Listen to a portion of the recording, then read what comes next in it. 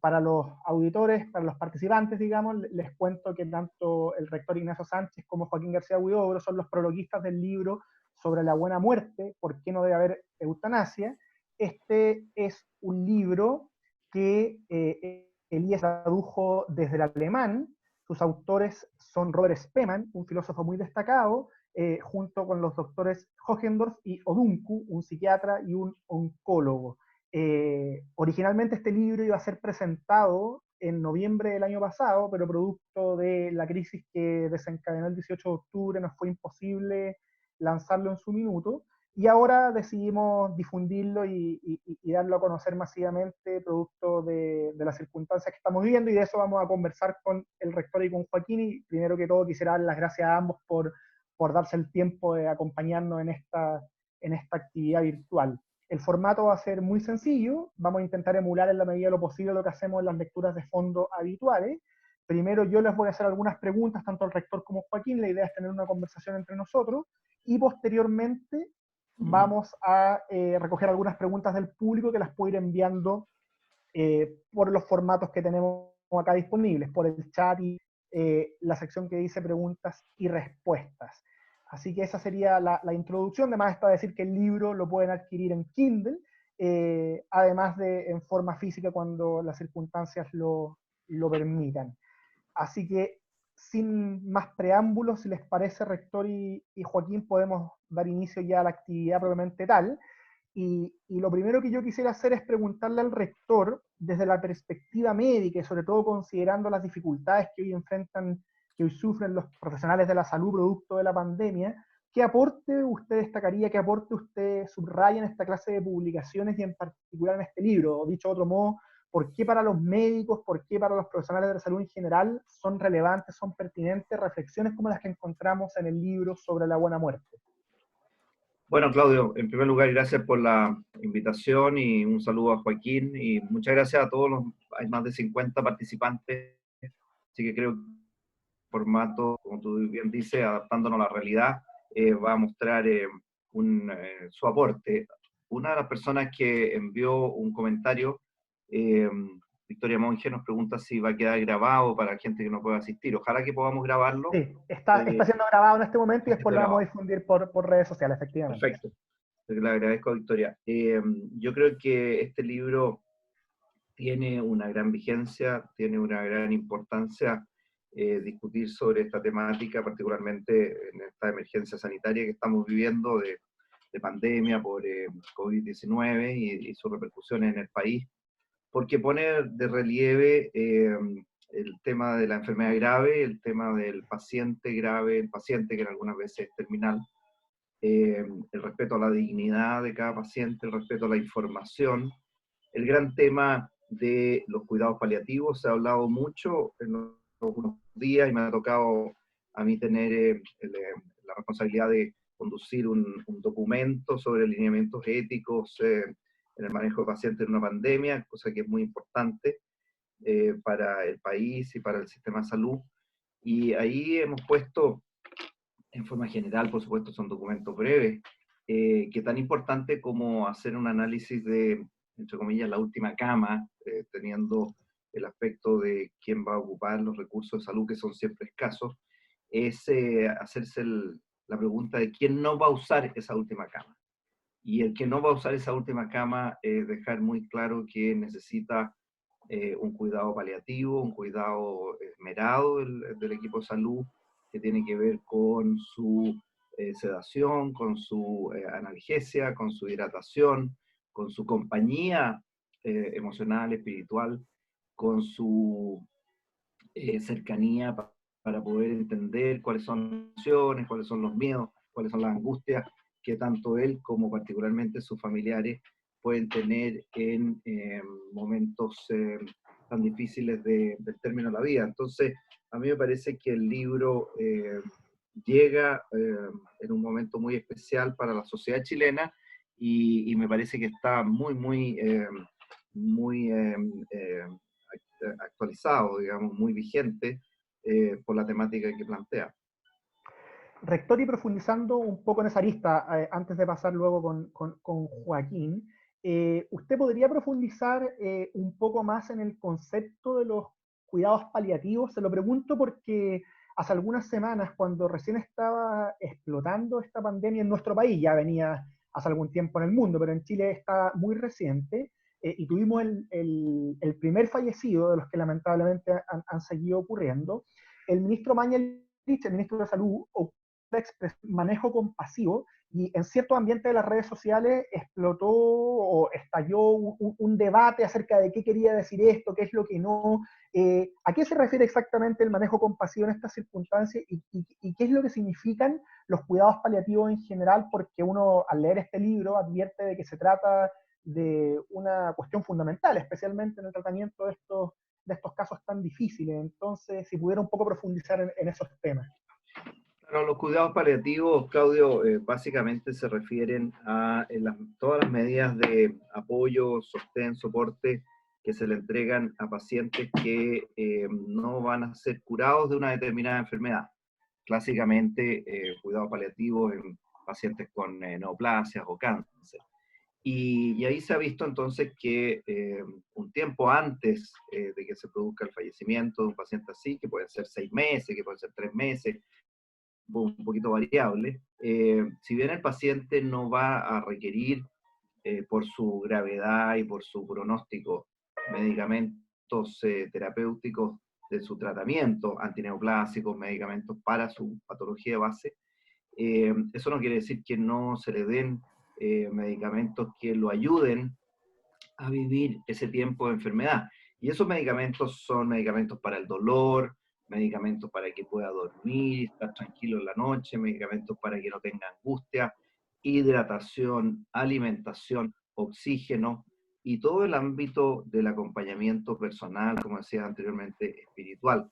Esos cuidados paliativos quieren decir que, por una parte, ayudan a paliar, como el nombre lo dice, el dolor, pero también ayudan a paliar la angustia, ayudan a tener un sostén familiar, médico, personal, del paciente durante sus últimas semanas o meses.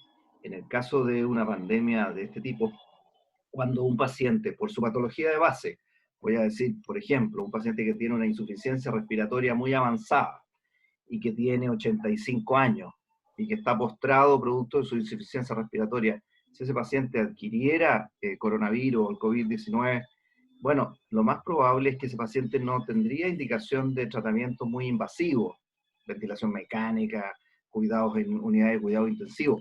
Y entonces ese paciente va a requerir tratamientos paliativos para poder sobrellevar las semanas, el tiempo que tenga por delante para poder tener este tratamiento durante la enfermedad que lo lleve finalmente al deceso.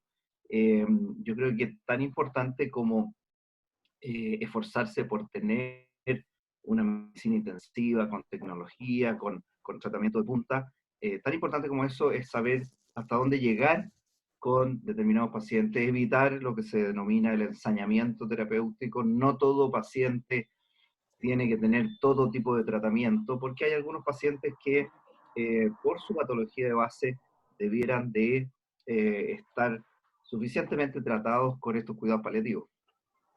Perfecto. Bueno, después, más adelante voy a volver sobre estos temas nuevamente porque claramente hay una serie de distinciones que es muy pertinente hacer para aclarar estos temas que dan vuelta en el debate público, ¿cierto? Ensañamiento terapéutico, eutanasia, en qué consisten y en qué no, uno y otro. Pero antes de seguir con eso, quisiera dar la palabra a Joaquín a continuación para ir complementando esta reflexión que hace el rector, porque lo que dice el rector, Joaquín, pone sobre la mesa otra de las características del libro que nos convoca hoy día, sobre la buena muerte, es la sofisticación del análisis médico o científico. También al libro le subyace una preocupación muy potente por lo que es la dignidad humana en sus distintas etapas. Y eso en parte está dado porque este libro no solo lo escriben médicos o no solo está escrito desde la perspectiva médica, sino que también incorpora variables antropológicas, filosóficas, y en eso juega un papel muy importante la contribución de Robert Spemann. Este libro está escrito por un psiquiatra, un oncólogo y un filósofo, como decíamos al principio, y tú, Joaquín, conociste a Robert Spemann, si entiendo bien, y no sé si nos podría hablar un poco de cómo se enmarca esta obra en la reflexión mayor de Spemann, para ir complementando justamente la perspectiva médica que ponía el rector sobre la mesa con esa reflexión más honda que está detrás. ¿Cómo podemos enmarcar este libro en la obra mayor de Spemann? Se trata de un autor, ustedes dicen en el prólogo, que ambos firman difícil de lidiar, incómodo para derechas e izquierdas. ¿Te podrías explayar un poco más en eso, Joaquín? Mira, yo tenía oportunidad, o tuve oportunidad, murió el 2018, de verlo varias veces en mi vida, pero estuve muy cerca de él, de hecho viviendo en el mismo lugar, durante la semana que pasó en Chile el año 1989, si no recuerdo mal, cuando la Universidad Católica le otorgó el doctorado honoris causa. Y ahí pude tener largas conversaciones con él. Spemann, yo siempre pensaba, así me gustaría ser cuando grande, ya llegué grande, pero, pero era un hombre, primero, absolutamente encasillable. Él, Inencasillable, digamos. Bueno, inencasillable, claro. Eh, Él consiguió, lo llamaron a Heidelberg a ocupar nada menos que la cátedra de Gadamer, era uno de los grandes filósofos de la segunda mitad del siglo XX. Y él recibe relativamente joven esa cátedra y la mantiene un tiempo hasta que cuando empieza el movimiento de mayo 68, que en Alemania se prolongó bastante, había una profesora, no una catedrática, sino una profesora que tenía un contrato para realizar docencia, y los alumnos le empezaron a hacer bullying. Era una gran profesora por razones estrictamente ideológicas. Y la dirección de la facultad, el decano, no le renovó el contrato arguyendo razones económicas. Spemann y otros profesores dijeron, si son razones económicas, nosotros pagamos ese sueldo. Y por supuesto que no eran las razones económicas y la terminaron desvinculando. Spemann llamó a los alumnos, les dijo, mire, yo a ustedes no les reprocho, son jóvenes, no tienen experiencia, etcétera, aunque están haciendo algo que está muy mal. Pero que la autoridad no haya tenido la fortaleza de evitar esta injusticia me parece inaceptable. Y Spemann renunció a la cátedra más codiciada de Alemania en ese momento y se fue a una escuela técnica en Stuttgart por muchos años, hasta que lo llamó a la Universidad de München. Eso ya muestra el talante de Spemann. Podría contar muchas anécdotas más, pero ¿cuánta gente en el mundo es capaz cuántos académicos en el mundo son capaces de renunciar a la cátedra más codiciada de su país en su área? ¿Ya? Por una razón de ese tipo. Eh, si quieres preguntar más, pero sí, sí, sí. podría decir No, otras cosas también. no, obviamente la anécdota que tú cuentas es más que una anécdota, es muy ilustrativa del tipo de preocupaciones que movían Spemann y que efectivamente hablan de su talante. Pero entrando un Y poco, perdón, y de sí, la preocupación por el débil, que esa es una constante en Spemann. La preocupación claro, por el débil. y eso quizás tiene que ver con esto que ustedes comentan en el prólogo y que lo hace estar preocupado de temas que quizás para nosotros en esta conversación nos parecen perfectamente consistentes, pero para ciertas caricaturas que a veces circulan en el debate público no lo son.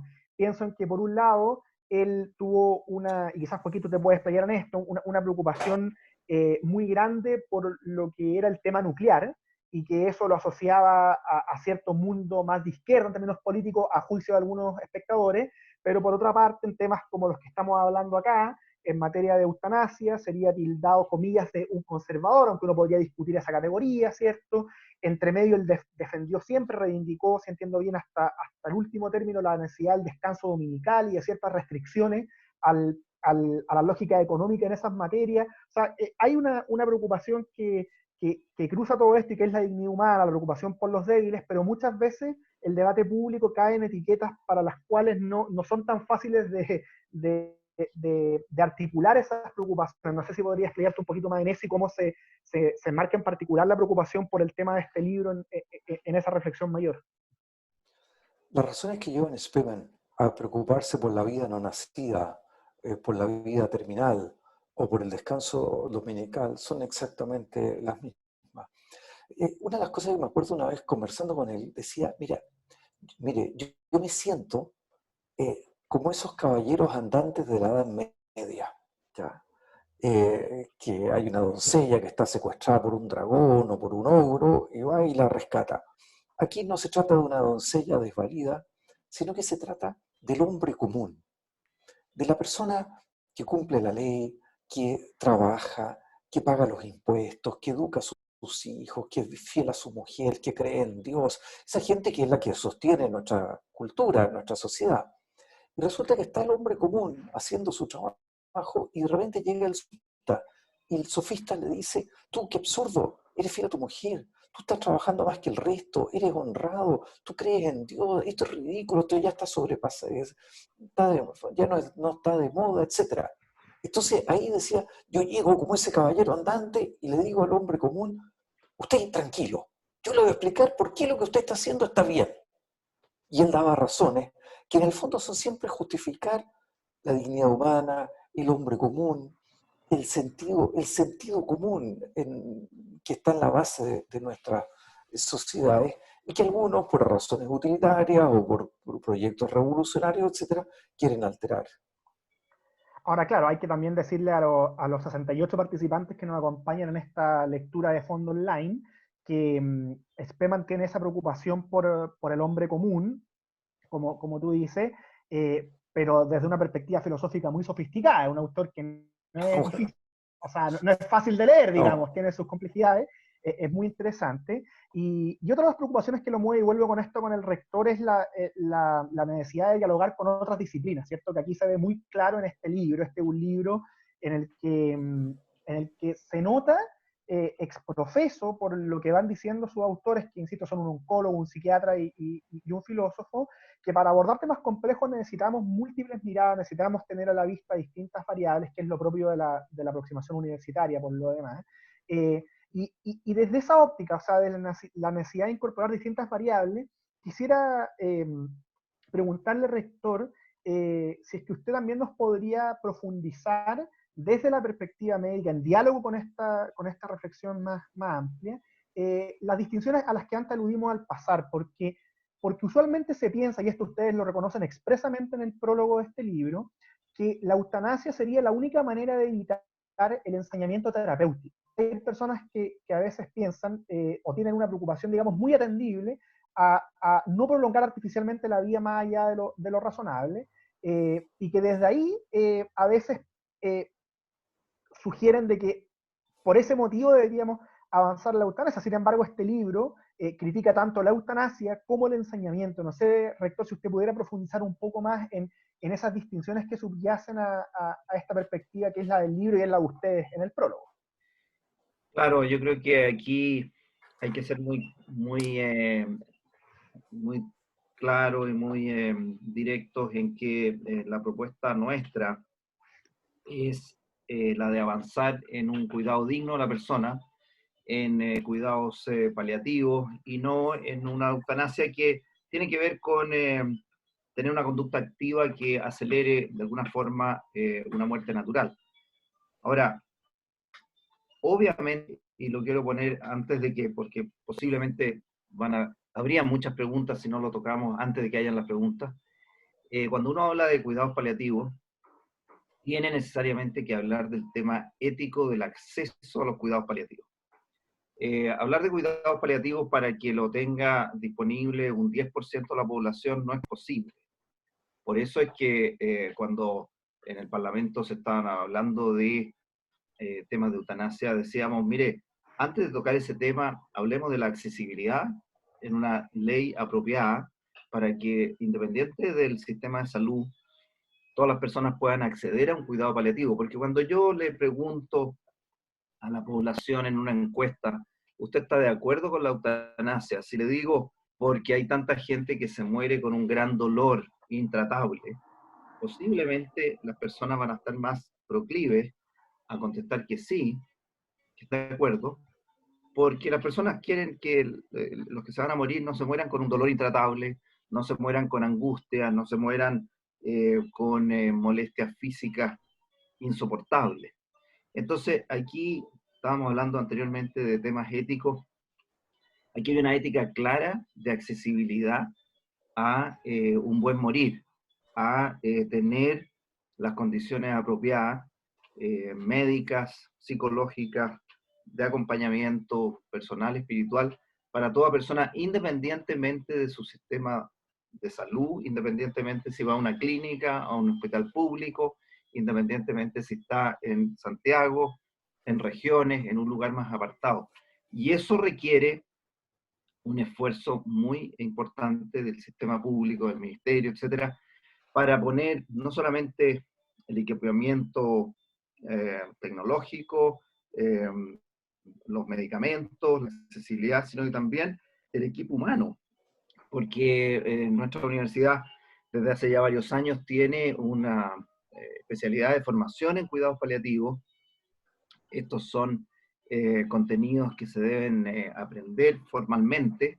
Es una especialidad médica que trabaja de manera, como tú bien lo decías al principio, interdisciplinariamente con oncólogos, con internistas, con neurólogos, con médicos pediatras también. Los cuidados paliativos también pueden, en menor proporción, por supuesto, pero también involucran población infantil, de niños. Entonces, el trabajo con psicólogos, el trabajo apropiado con el entorno familiar. Entonces, tenemos que hacer definición de conceptos, y cuando definimos los conceptos y decimos los cuidados paliativos son una respuesta, la eutanasia no es la respuesta, sino que el abordaje integral en las últimas etapas de la vida es la respuesta, pero tenemos que poner inmediatamente que eso, éticamente, a la población, a la sociedad, nos interpela a decir, bueno, perfecto, pero tenemos que entonces trabajar para que todos tengan el acceso y esa accesibilidad, esa confort y acompañamiento de las últimas etapas de la vida no puede estar definido solamente para las personas que lo puedan costear, que lo puedan pagar. Tiene que ser amplio y eso es un derecho humano fundamental. Bueno, esa reflexión que es muy pertinente, ustedes la señalan de manera muy clara al final del prólogo, ¿cierto? Dicen que los autores no son ingenuos, ellos saben que no basta con oponerse a la eutanasia, al aborto o a otras prácticas contrarias a la dignidad humana. De poco sirve aludir a la importancia de la medicina paliativa o al carácter intangible de la dignidad personal si los beneficios de esta aproximación no están disponibles para quienes la requieren. Y esto muestra nuevamente cómo en este tipo de reflexiones muchas veces nos vemos obligados a dejar de lado estas caricaturas o estos esquemas políticos tan rígidos, porque aquí este rechazo a la eutanasia y esta preocupación por la dignidad de todo paciente va de la mano de un desembolso financiero, en último término, de una actuación del Estado en conjunto con la sociedad civil, que es muy significativo. Yo no sé, rector, si pudiera conectar esa reflexión en alguna medida con lo que está pasando hoy día, ¿cierto? Con estos lineamientos éticos que a usted le tocó redactar como miembro de la mesa social del COVID-19 y en general de los desafíos que están enfrentando los distintos estados y Chile en particular, porque estamos viendo aquí un caso muy patente y muy dramático de cómo cuidarnos entre todos exige no solo una autodisciplina personal muy grande, sino también una actuación del Estado y un desembolso financiero público y privado y una colaboración pública y privada que es bien significativo. No sé si pudiera decir algo al respecto. Claro, es muy interesante la reflexión, yo creo que tenemos que hacer porque, como bien tú dices, como parte de la mesa social, somos 15 integrantes donde están el gobierno con los ministerios de salud, de interior, de ciencia, las municipalidades, el colegio médico, la OPS, representación de las universidades. Me encargaron entonces este documento de lineamientos éticos que hoy día, hace poco rato, hace una hora, fue aprobado ya como un documento oficial de la mesa con todos los aportes que me hicieron. Aprovecho de agradecer a los centros de bioética universitarios, a la sociedad médica, al colegio médico, a distintas universidades que nos han aportado documentación, literatura extranjera también. Entonces, aquí hay 5 o 6 ejes que los voy a resumir muy brevemente en los lineamientos éticos. No solamente hablamos de ética cuando llegamos al hospital, a la hospitalización, más crítica. Hablamos de ética cuando hablamos de la ética de la información científica disponible para tomar decisiones. Hablamos de ética cuando hablamos de la privacidad de los datos. Tenemos que tener privacidad de datos para manejar, por supuesto, las autoridades dónde están los lugares de mayor infección, quiénes son las poblaciones más afectadas, pero esa privacidad no se puede romper, porque hemos visto que cuando se rompe muchas veces las propias comunidades reaccionan negativamente contra, comillas, población de pacientes que se quieren trasladar, que quieren irse a hospitalizar e impiden su paso. Es muy complejo. En tercer lugar, hay una ética de la gestión hospitalaria que tiene que ver con la, digamos, la planificación de los recursos, conversión de camas, compra de nuevos ventiladores, reasignación de recursos, hay que preverlo. Nosotros tenemos la gran ventaja de ver lo que ha ocurrido con esta pandemia en el hemisferio norte y por tanto podemos tomar medidas para que cuando haya una sobresaturación de enfermos y cuando la enfermedad sea más grave que lo que estamos viendo ahora, podamos absorber ese tratamiento. Hay una ética también de cómo cuidamos el equipo de salud. El equipo de salud se cuida, por supuesto, a través de equipamiento para prevenir su infección, pero también se cuida en términos de el trabajo físico que hacen, el apoyo psicológico, ¿te fijas?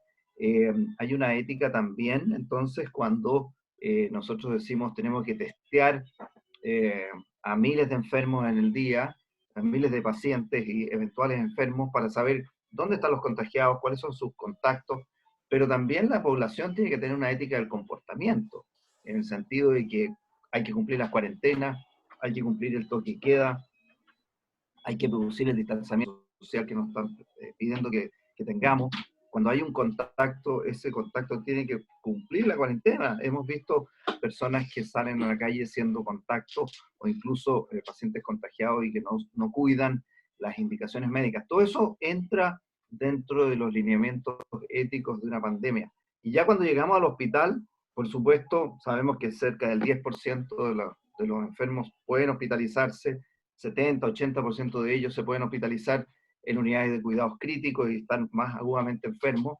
Y entonces ahí es donde empezamos a ver los temas que hablábamos al principio: proporcionalidad terapéutica, quién requiere un recurso humano, tecnológico, quién no, cuál es el rol del equipo tratante en la comunicación directa con el paciente y su familia, cómo está el tema de la autonomía de la persona y cuáles son los test de ética. Nosotros tenemos que tener establecido comités de ética en todos los hospitales que reciban enfermos con COVID-19 para poder tener entonces un apoyo al equipo tratante, para poder hacer evaluaciones en conjunto de cuáles son las condiciones basales del enfermo, cuál es su edad, cuál es el pronóstico que puede tener determinado tratamiento y cuáles son las indicaciones que al menos este equipo de comités de ética le pueden sugerir al equipo tratante.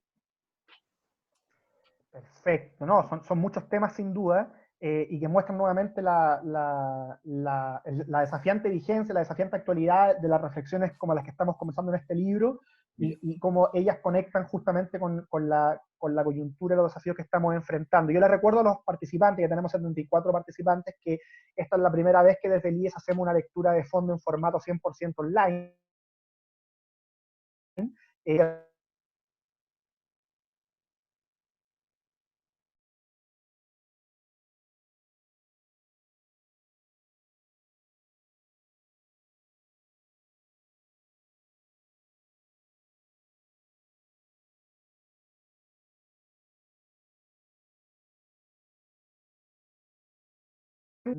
Y es que muchas de las cosas que el rector señala en estos lineamientos éticos de cara a la pandemia y a enfrentarla, digamos, hacernos cargo de los problemas que ella acarrea, muestran, me parece, y no sé cómo lo ves tú, Joaquín, que al mismo tiempo que necesitamos una autoridad pública muy fuerte y muy robusta, la manera de abordar estos problemas públicos es sencillamente inviable hacerlo de manera adecuada, digamos, si es que no es con un fuerte compromiso de la comunidad. O sea, de cómo tampoco podemos poner todo en manos del Estado, ni mucho menos, porque el Estado y la sociedad nos necesita. Esto se ve desde la responsabilidad individual más elemental, pasando por los distintos temas que ponía el rector. No sé, Joaquín, si tú que has venido trabajando el tema de la comunidad, entiendo que estás preparando un libro sobre eso de próxima edición, tuviera algo que decir al respecto, o sea, de cómo la pandemia pone sobre la mesa también temas de más largo aliento que son permanente preocupación de la reflexión filosófica crítica más tradicional. Sí, mira, lo primero, quiero recomendar en la página del IES, uno de los esfuerzos que ha realizado el IES es subir algún material gratuito para todo el mundo. Y ahí pusieron un libro que es una joya, que se llama Primera Persona Singular, que es un libro sobre el individualismo y va mostrando cómo detrás de gran parte de los problemas que tenemos hoy día hay una mentalidad individualista que es lo que hay que corregir.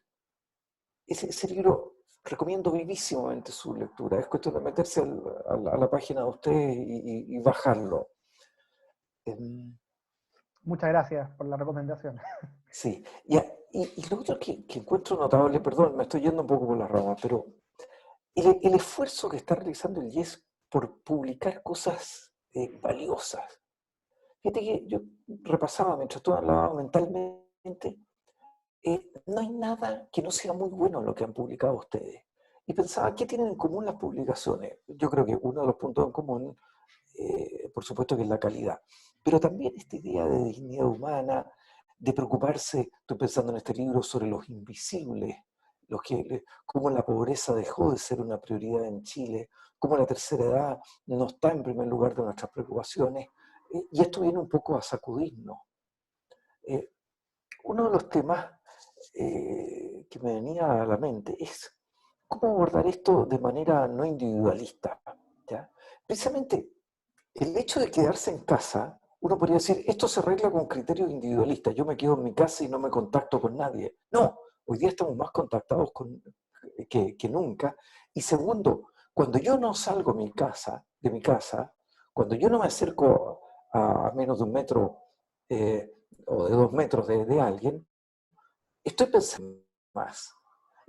Esta es una distancia comunitaria, es una distancia que solo se entiende si yo pienso en los demás. Si yo tengo 20 años y esto para mí simplemente significa un resfrío, no voy a tomar estas precauciones. Esto es muy, muy importante. Un tema que también me venía a la mente, una de las cosas dramáticas de esta enfermedad es que, bueno, alguna gente va a morir, pero esa gente que va a morir sola. Y eso es muy duro. ¿Ya? Y uno podría pensar cómo buscar fórmulas para que esa gente que muere aislada en un centro de salud pueda al menos como mirar de lejos a los suyos, despedirse quizá. Yo no sé si eso técnicamente será posible, pero hay que tratar de que sea, para que nosotros no podemos evitar que muchas personas mueran, pero que esa muerte sea lo más humana posible. No solo que no las matemos, que eso es un desde, sino que tengan esa compañía o que vislumbren, aunque sea de lejos, a uno de sus familiares, me parece a mí importante. Perfecto, muchas gracias, Joaquín. Bueno, tenemos varias preguntas del público y esa puede ser una oportunidad para también desarrollar algunos temas que han ido apareciendo en esta interesante conversación, ¿cierto? Hay una pregunta puntual que respondo yo porque es muy, muy acotada. Nos preguntan de qué año es el libro en alemán. Ricardo Salas nos pregunta. El libro en alemán salió el año 2015 y la publicación nuestra es de noviembre del 2019, digamos. Así que un libro que está incluso en su versión original bastante reciente, considerando los tiempos de publicación, edición y traducción. Y después Paulina Ramos le pregunta al rector Sánchez qué ocurre si es que se rechazan los cuidados paliativos, qué tipo de cuidados se le pueden dar al paciente. Y quizás esta pregunta también es una oportunidad para desarrollar aún más la relevancia que tiene este tipo de cuidado, sobre todo considerando lo que decía Joaquín, que en algunos casos es la única manera de ofrecer humanidad en un momento tan difícil como es el término de la vida. Perdón, rector, tiene el micrófono silenciado. Sí. ¿Qué tipo de cuidado se le da al paciente? No lo escuché bien. Claro. ¿Qué pasa si se rechazan? Eso, lo que dice Joaquín. ¿Qué pasa si se rechazan los cuidados paliativos ¿qué otro cuidado se le pueden dar al paciente? ¿Qué otra alternativa hay? Yo le decía que esto puede ser una oportunidad quizás para profundizar aún más en la relevancia de estos cuidados, de cómo son la alternativa humanitaria. Claro. Que yo creo que rechazar los cuidados paliativos va contra natura, porque en el fondo lo que queremos es la mayor estabilidad física y emocional del paciente en sus últimas horas, en sus últimos días. Por tanto, por eso hacía mención yo que era tan importante que los sistemas de salud eh, incluyeran estos cuidados. Lo que dice Joaquín me parece de la mayor importancia. Yo hoy día mismo hice la solicitud al ministerio, en la mesa social, que cuando un paciente esté próximo a fallecer por COVID-19, en sus últimos días particularmente, se tomen las medidas para que uno o dos familiares puedan estar con él. Esas medidas se pueden tomar con la misma protección que ocupa el personal de salud. No puede ser que un paciente muera abandonado. Por supuesto que hay que prever toda esa situación para que sus familiares no sean fuente de contagio. Pero así como se protege el equipo de salud que atiende a los pacientes, así también al equipo, digamos, a los familiares más directos, porque los últimos días, las últimas horas son tan importantes para una muerte digna.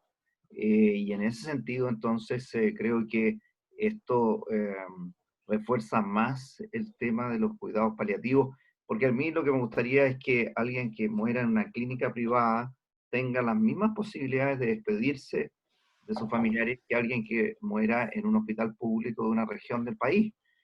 Sabemos, por ejemplo, que la Araucanía está con una situación muy compleja, muchos casos con una alta mortalidad considerando la población que tiene. Bueno, veamos cuáles son las condiciones de vida de esos últimos días de esos pacientes. Yo creo que eso es lo que nos tiene que enseñar para ver qué cosas se tienen que hacer bien, qué cosas tenemos que cambiar, porque no es justo el trato que le podemos estar dando a determinados chilenos.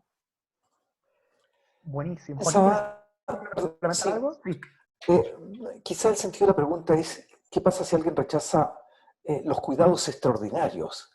Y alguien dice, mire, yo quiero morirme nomás. No, no, o sea, no es que quiera morirme, pero es que ya esto no tiene vuelta, no tiene sentido que yo pase un tiempo indeterminado en un lugar anónimo cuando ya la sentencia de muerte es inevitable. Y ahí está la diferencia que los autores destacan especialmente entre matar y dejar morir. Matar no se puede hacer nunca, pero dejar morir es reconocer, oye, yo soy mortal, y por favor no me mantenga como una especie de robot vivo a toda costa, porque eso no es humano. Y eso no tiene absolutamente nada que ver con la eutanasia. Y precisamente Spemann se opone tanto a la eutanasia como a esa mantención ya inhumana de la vida que no reconoce algo tan básico como que somos seres mortales. Ahora, en Claudio. ese caso hay que preocuparse de aliviarle el dolor, que tenga compañía, etc. Y ahí es donde entran los cuidados paliativos, que me parece muy difícil que alguien pudiera negarse a recibir un poco de compañía o a que le bajen las dosis de dolor y le hagan que su enfermedad sea más tolerable. Claudio, ¿me escucha? Sí, sí, rector, perfecto. Sí, estoy completamente de acuerdo con lo que dice Joaquín. En el fondo, lo que está describiendo Joaquín ahí es lo que llamamos la autonomía del paciente para poder definir la variabilidad de la intensidad de su tratamiento. Por eso que este diálogo médico tratante, paciente, familia es tan importante. Muchas veces nosotros en los hospitales, los comités de ética evalúan un caso, salgamos de la pandemia, evalúan un caso de un paciente que ya su posibilidad terapéutica es muy baja y se deja establecido en la ficha, si este paciente tiene un paro cardiorrespiratorio, no hay que reanimarlo, si un paciente tiene una falla respiratoria aguda, no se traslada a la UCI y no va a ventilación mecánica. Todos esos son aspectos que hay que conversar con el paciente y su familia, y eso es hacer buena medicina, ¿no? No tenemos que pensar, lo digo fundamentalmente para todos los no médicos, digamos, que están siguiendo esta conversación, no tenemos que pensar que una buena medicina es hacer todo siempre. Muchas veces una buena medicina es hacer eh, una limitación de tratamiento en pro de la calidad de vida y de la calidad del buen morir de un paciente. Lo importante es conversarlo con la familia, llegar a acuerdos, tener estos acuerdos establecidos previo, mucho previo a una situación de emergencia, para que cuando llegue esa situación de emergencia podamos actuar en consecuencia. Perfecto. Bueno, me parece que con lo que ustedes dos han dicho, con lo que decían tanto Joaquín como el rector, se responde, al menos en la medida de lo que lo permite el tiempo, otra de las preguntas que nos han dejado los participantes, que es la pregunta de Marco Flores, ¿cierto? Y que pregunta por qué no debe haber eutanasia. Me parece que el libro se explaya en la línea que ustedes han dicho, en la distinción fundamental entre matar y dejar morir, y cómo no hay ningún problema con dejar morir, al contrario, puede ser una señal de humanidad, y en cambio el problema sí está con la acción u omisión que directamente implica un acto homicida. No sé si alguno quiere explayarse más en ese tema, que es como la pregunta central, ¿cierto? De la pregunta de Marco de por qué no debe haber eutanasia si una persona está con plena conciencia. No sé si quieren decir algo más al respecto. Yo quiero decir algo. Eh, Spearman, bueno, los tres autores desarrollan un argumento muy interesante que lo pueden ver en el libro. El libro ya está en Kindle, porque veo que una de las preguntas dice dónde se puede comprar. Sí, de Eh, hecho, aviso, perdón, paréntesis, que voy a dejar el link de la página web del IES, la sección del libro, en la cual pueden descargar el prólogo del rector y Joaquín, los participantes, quienes nos están viendo, y además está también el link a su vez adentro para sí, acceder a la venta en Kindle. porque lo que vale la pena aquí es el libro, si el prólogo nuestro es prescindible, digamos, ¿ya? No, el prólogo va gratuito, el libro hay que comprar. Sí. No, pero una de las cosas que dicen, porque a veces dicen, bueno, eh, ¿por qué no le reconoce el derecho a morir? Y Esteban y los otros dicen una cosa muy, muy interesante. Si existiera un derecho a morir, cuando yo tengo un derecho, tengo responsabilidades. Si nosotros consagramos el derecho a morir, ¿ya? No el derecho a que no me maten, sino el derecho a morir, mañana puede venir un ISAPRE, y el ejemplo no es teórico, y lo ilustran con casos norteamericanos, y decirme, oiga, un momento, ¿por qué yo tengo que financiar este tratamiento si usted tiene derecho a morir? Si usted quiere permanecer vivo, es problema suyo, páguelo usted. Pero yo no tengo por qué pagar un tratamiento de algo que es totalmente optativo. Entonces, el tema del derecho a morir se vuelve contra el paciente. Porque, en segundo lugar, también empieza, la sociedad entera empieza a mirarlo, ¿por qué usted es una carga? ¿Por qué tengo que cuidarlo? ¿Por qué tenemos que preocuparnos nosotros con nuestros impuestos de que haya medicina paliativa? ¿Ya? Si nosotros estamos pagando y usted tiene un derecho, bueno, ahórrenos ese gasto, dediquémoslo a otras cosas. Entonces es clave negar desde partida que existe un derecho a la muerte, porque el derecho a la muerte tiene un efecto perverso. El enfermo empieza a sentirse un inútil, soy una carga para la sociedad, eh, adquiere la responsabilidad de justificar su existencia, y eso es gravísimo, y eso nos pone en una sociedad absolutamente inhumana de gente perfecta, que le pide a los que son menos perfectos razón de su existencia. Justifíquese usted por qué yo tengo que soportar que usted siga existiendo. Eso nos cambia totalmente el modo de relaciones humanas que existen en una sociedad. Ellos lo explican mucho mejor que lo que he hecho yo, por supuesto, pero tuve más tiempo para escribirlo. También, Claudio, me gustaría comentar en esta respuesta que uno como médico se prepara para cuidar, para acompañar, para escuchar, en algunas oportunidades para colaborar con la sanación y curación de un enfermo, pero el médico no estudia ni se capacita para favorecer la muerte, ni para acelerarla. Nosotros no somos agentes para acelerar la muerte. Nosotros estamos aquí para poder mitigar el dolor, para poder mitigar la angustia, como digo, en algunas ocasiones para curar y resolver definitivamente un problema. Y entonces no hay que confundir la labor médica con una labor para la cual el médico no solamente no se formó, sino que juró no realizar jamás en el juramento hipocrático, jamás dar un medicamento que produzca la muerte, jamás realizar un aborto. Entonces, nosotros estamos para cuidar la vida, estamos para proteger la vida, estamos para conducirla de una manera más digna, pero nunca para realizar un acto que es totalmente contrario contra la vida. A propósito de eso, yo sé que hay muchas preguntas y voy a intentar agruparlas la mayoría posible en los minutos que nos quedan. Digamos, nos quedan todavía 15 minutos, 20 minutos si los panelistas nos acompañan un poquitín más. Pero aprovechando esta intervención del rector, que en el fondo apunta a abordar este debate desde el sentido último de la medicina, quisiera preguntarles lo que interroga Daniel Mansuy, ¿cierto? Que en el chat dice: Spemann suele ser crítico respecto de la evolución de la medicina, en cuanto a que a veces tiende a alargar innecesariamente la vida. ¿Les parece acertado ese juicio? ¿Tiene alguna responsabilidad el desarrollo de la medicina o cierta ambigüedad en lo que hoy día ocurre? ¿Cómo se vislumbra por parte de usted ese juicio a ratos crítico de Spemann y en general la reflexión sobre el sentido de la medicina en el contexto de estos debates? Porque si entiendo bien, el rector apuntaba justamente a que es por ese mismo sentido que el médico está siempre orientado a cuidar la vida, a paliar el dolor y nunca a directamente la muerte. No sé qué opinión les merece esa pregunta. Joaquín, el rector. Sí.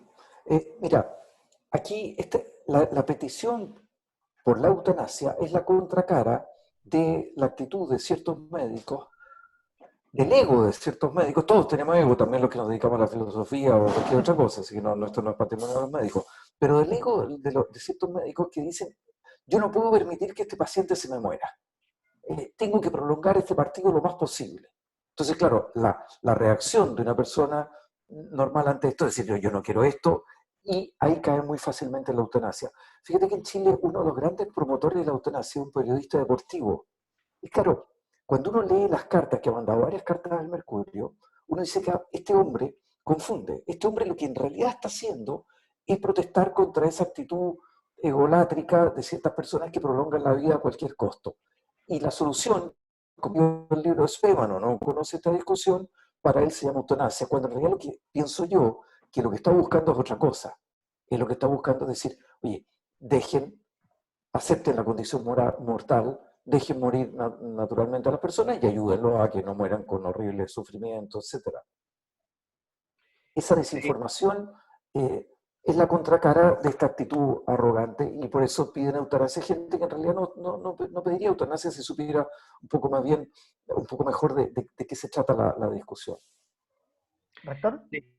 Yo estoy de acuerdo con ese enfoque. Yo creo que aquí hay una dualidad, y me alegra la pregunta, Daniel, porque la dualidad es básicamente cómo manejamos los avances tecnológicos.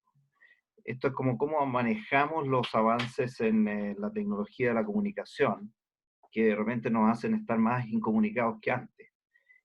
Cuando se desarrollan nuevos avances tecnológicos en el cuidado intensivo, en el manejo de diálisis, en el manejo de la insuficiencia respiratoria, circulación extracorpórea, etcétera, etcétera, todo eso tiene una indicación.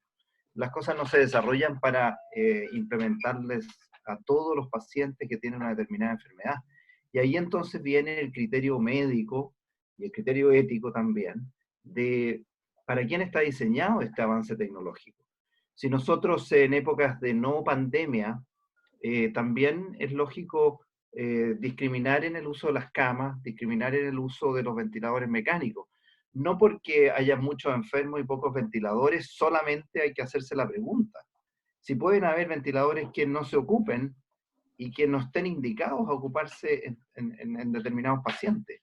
Y ahí está un poco, como reitero, la comunicación con esa familia, ese paciente, la pregunta de una segunda opinión, porque esto digamos, muchas veces con la mejor voluntad de enseguecerse un poco en el manejo de un enfermo, tiene que ver con el hecho de que el médico muchas veces está muy involucrado lo ha seguido durante tanto tiempo. Dice, como dice Joaquín, no se me puede morir. Y detrás de esa frase puede haber también una cosa muy, muy genuina, muy positiva, pero también muy afectiva, y entonces una segunda opinión permite poner las cosas en su lugar. Estoy hablando de una segunda opinión específica clínica, Claro. junto con la opinión de los comités de ética. Joaquín, ¿sí? Sí, y aquí también pasa en las familias. De repente las familias creen que si no hacen todo lo posible y lo imposible, están matando a su padre, a su madre, a su abuelo. Y eso es un error profundo. Eh, También hay una tarea pedagógica con las familias para que aprendan la distinción entre matar y dejar morir, entre aceptar la condición humana y transformarse en juez de vida o muerte, que son cosas totalmente distintas.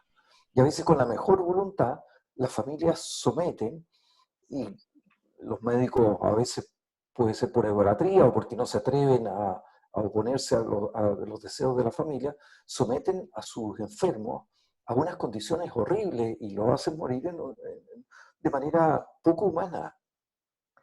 Perfecto. Bueno, me parece que con lo que han dicho queda clara otra de las preguntas que había, que era cómo diferenciar el ensañamiento de los cuidados paliativos. Yo creo que eso está ya relativamente abordado. Hay algunas preguntas más específicas, por ejemplo, no sé quién de los dos quisiera pronunciarse. Carolina Martínez pregunta, ¿cómo evaluar de manera ética en el caso de escasez de recursos cuando hay que elegir entre un paciente u otro?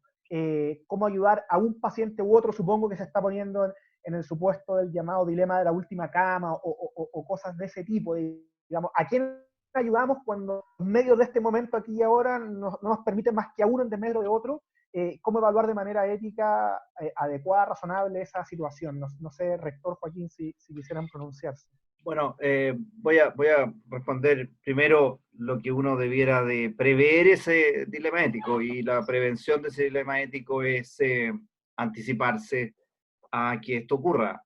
A veces podremos no tomar todas las medidas para anticiparnos, pero si nosotros sabemos que va a haber una mayor demanda, bueno, incrementar el número de ventiladores, incrementar el número de camas disponibles, reconvertir camas, hacer asociación público-privado, etcétera, etcétera, lo que se está haciendo previendo que en las próximas semanas esto puede aumentar. Ahora, si hacemos todo eso y nos vemos en la situación, bueno, todos los comités de ética dicen que uno tiene que tomar la evaluación de los pacientes y ver qué paciente tiene el mejor pronóstico de vida, considerando todos sus aspectos, considerando sus patologías de base, considerando su edad, considerando la gravedad con que llega, etcétera, etcétera. Eso es lo que uno trataría de ponerse en casos muy puntuales, y no podemos tener un listado de patologías, como para quien dice, poner un puntaje. Los scores clínicos de gravedad son de uso rutinario en las unidades de cuidados intensivos, pero esos son, digamos, puntajes clínicos que se manejan a nivel de especialidad, y que pienso que no es razonable, por ejemplo, que los lineamientos éticos que escribimos lo tuvieran, porque eso también crea mucha angustia en la población. La población dice, entonces yo tengo tal edad, entonces tengo esta falla respiratoria, alguna vez tuve tuberculosis de chico, tengo asma, y empezamos a confundir las cosas. Yo creo que esa evaluación de la gravedad clínica es una evaluación clínica muy específica de medicina intensiva. Sí.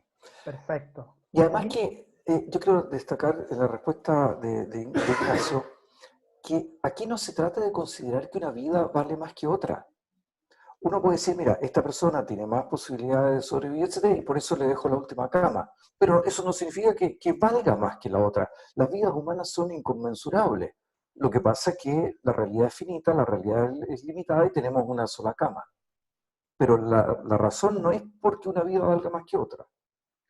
Perfecto. Hay otra pregunta que es muy interesante, ¿cierto? Porque apunta insisto, a uno de los temas centrales del libro, que es reivindicar y en último término, jugársela fuertemente por los cuidados paliativos. Margarita le pregunta, una de nuestras participantes, ¿cierto? Le pregunta tenemos cerca de 70 participantes, y Margarita le pregunta al rector Sánchez, ¿qué horizontes ve usted en el futuro del desarrollo de los cuidados paliativos en Chile? Sabemos que urge incluir enfermedades no solo neoplásicas y aumentar la cobertura a los adultos. Llama la atención que sea un área que no hayamos considerado que no hayamos priorizado lo suficiente, siendo que consideramos inherente a la vida. No sé, rector, qué quisiera decir al respecto. Perdón, ¿puedo complementar un poco? Que nos cuente Ah, un poco, a mí en el extranjero me han hablado del equipo de medicina paliativa de la Católica, en forma muy elogiosa. ¿Por qué nos cuenta un poco más de eso también y su experiencia sobre todo con niños? Claro, Margarita y Joaquín, la verdad es que nosotros hemos escrito y el grupo de enfermedades paliativas, que quiero hacer un reconocimiento especial al doctor Flavio Nervi, que ha sido el que lo ha liderado por tantos años, y ahora, bueno, hay un equipo, Pedro Pérez y su equipo que está a cargo del programa de posgrado, etcétera. Esto tiene varios años de historia y estamos en una campaña con el Ministerio para que salgamos de la esfera oncológica. Como dice Margarita, los cuidados paliativos tienen múltiples causas neurológicas, pueden ser renales, pueden ser cardíacas. En niños con enfermedades crónicas tienen que tener cuidados paliativos, y la verdad es que en el sistema público el financiamiento es muy acotado, muy reservado al ámbito oncológico, y por tanto un gran desafío es tener una mirada amplia de que muchos pacientes crónicos pueden tener necesidad de cuidados paliativos y tienen que entrar dentro de la posibilidad de recibirlos, no solamente desde el punto de vista de la oncología. Y lo que decía Joaquín, nosotros tenemos varias líneas. Está la línea de cuidado clínico, manejo interdisciplinario. El médico paliativista participa del equipo de salud. Y cómo uno llega a hacer una formación en cuidados paliativos puede ser desde la medicina interna, desde la neurología, desde la medicina familiar, desde la pediatría, es decir, cubriendo todos los ámbitos de la medicina. Estos médicos se especializan en estos conceptos de aportar un tratamiento integral que incluye psicólogos, que incluye al capellán, que incluye sociólogos, que incluye trabajadores sociales, o sea que va mucho más allá del equipo de salud más clásico para poder atender todas las necesidades biopsicosociales de un paciente. Y profundizando en la primera parte de la pregunta, digamos, rector, o sea, porque el esfuerzo es bien notable, lo que usted cuenta es bien significativo, pero ¿qué horizonte se le ve a esto en concreto? O sea, la impresión que da por parte de quienes no somos expertos, que para que esto se transforme en una realidad, se requiere un tipo de prioridad política, ¿ya? Y en el fondo de prioridad este tipo de cosas en el gasto público, que no es claro que exista. ¿Usted cómo lo vislumbra en el mediano y largo plazo en el Chile Bueno, post-pandemia? estas son batallas largas, de largo aliento, de largo plazo. Estas son batallas en donde tenemos que involucrar a parlamentarios de distintas corrientes políticas para que nos apoyen.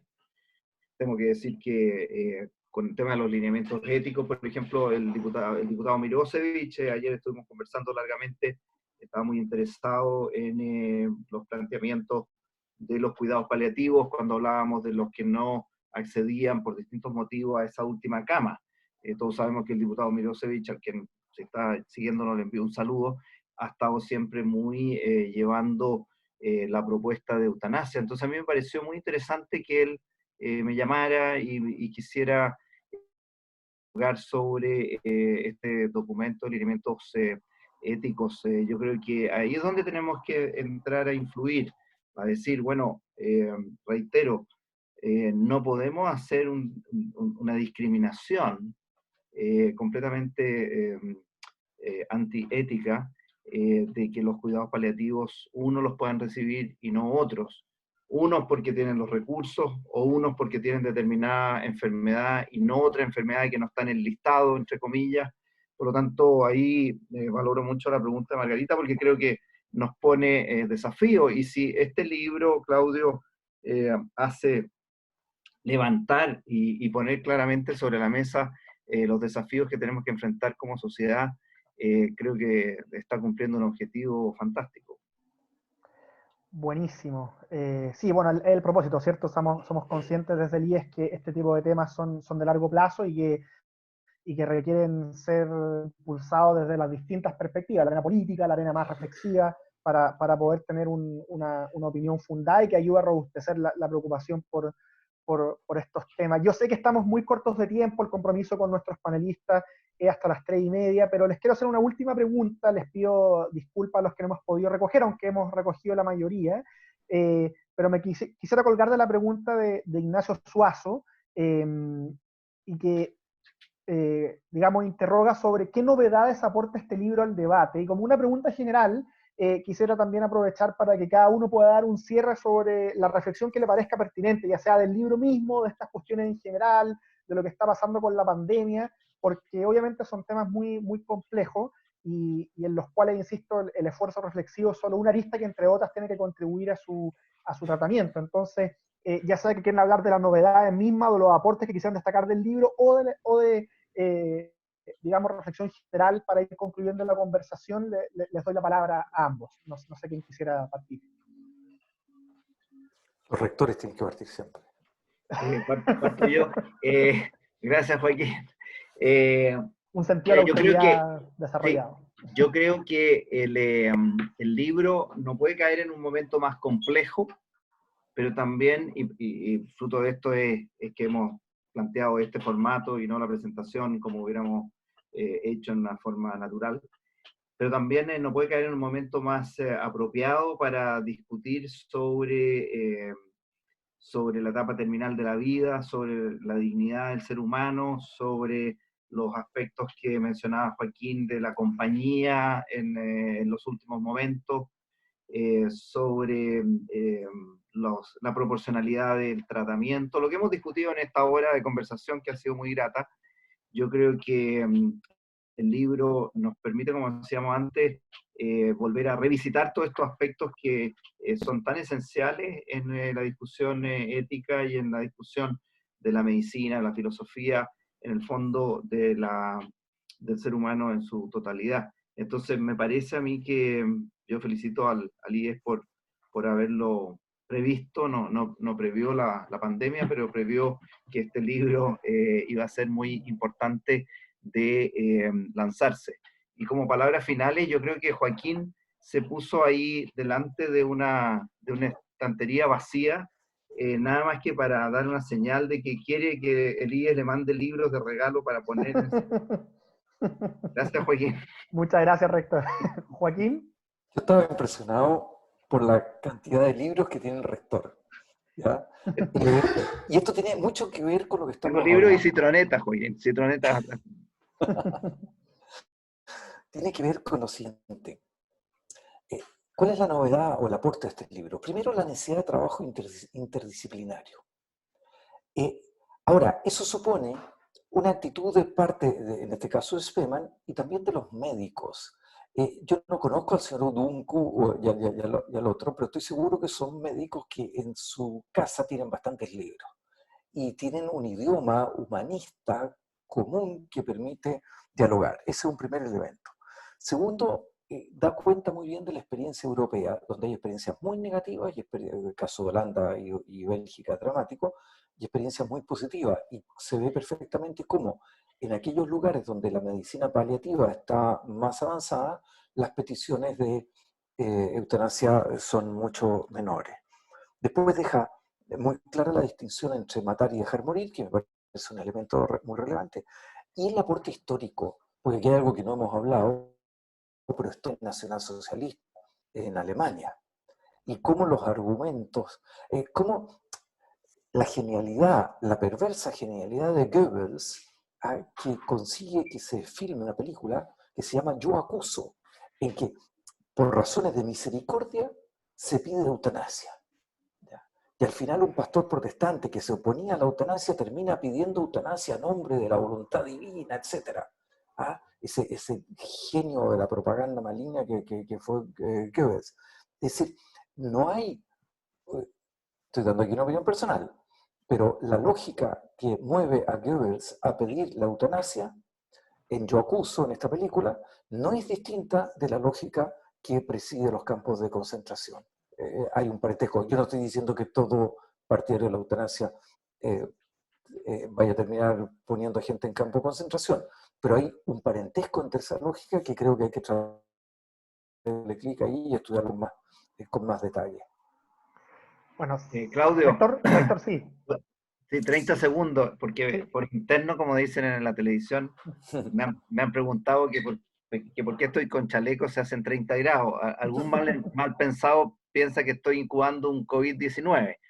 Lo que pasa, lo que pasa es que, aunque no crean, como desde las 7:30 que estoy aquí en el escritorio, no he salido al aire porque todas las reuniones son seguidas, entonces cuando uno está sentado sin moverse, no da calor.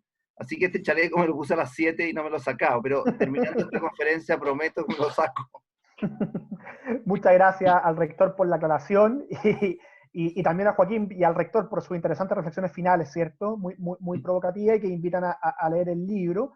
Yo le agradezco también a los participantes, la verdad que tuvimos una asistencia muy buena, llegamos cerca de 80 personas en su minuto, todavía nos acompañan 60 participantes, prácticamente 50, el interés por estos temas que además estamos seguros se va a acrecentar con la reproducción que vamos a hacer después de este material, de esta interesante conversación por los distintos medios, redes sociales, etcétera. Les recuerdo también a los que nos están acompañando que el libro está disponible en Kindle para su compra en formato digital. Ahí dejo el link en el chat del seminario.